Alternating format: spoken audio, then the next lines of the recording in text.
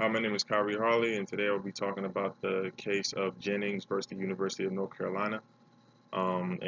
This case closely relates to the law of Title IX, which states that no one in the United States shall be discriminated against based on sex and be excluded from participation or be denied benefits of any kind while they are in an educational program and they receive the federal funds or federal financial assistance.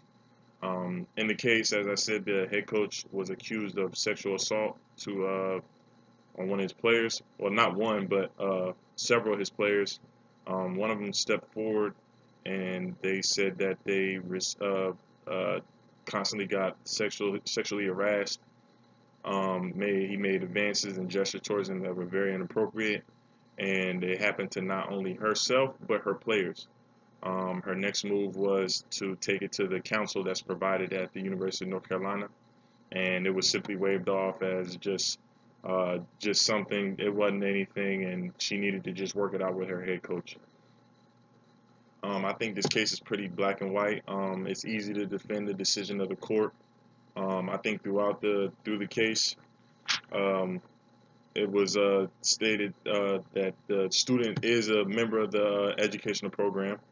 Um, she was harassed based on her sexuality. The coach did speak to certain different players about having sexual fantasies with other players. The harassment was definitely severe, as I just said. He spoke of. She stated that he spoke of sexual fantasies to players about other players, as well as inappropriate gestures and advances, and the grounds that the college is liable for their employee, essentially the coach. So they are at fault, even more at fault at the fact that she actually came forward before it got to this point, and she spoke to someone on the legal counsel about the situation and what she should do. But she was obviously she wasn't taken seriously. So I think that it makes this case very easy to understand. It was the head coach, sexual harassment. It was multiple accounts from multiple sources.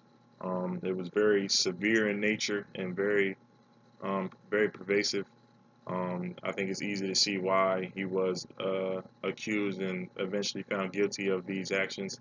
And also, I think it's important to add that he also had two other cases before this of a similar nature with dealing with sexual harassment.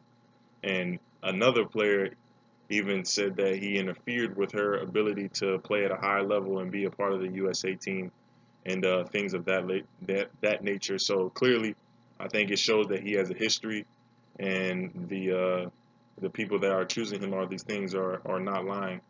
And I think this is a great case to show Title IX and to show what this law means and what it can actually do.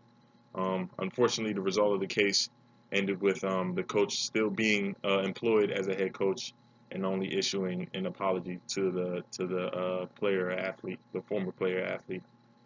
And that's it. Thank you.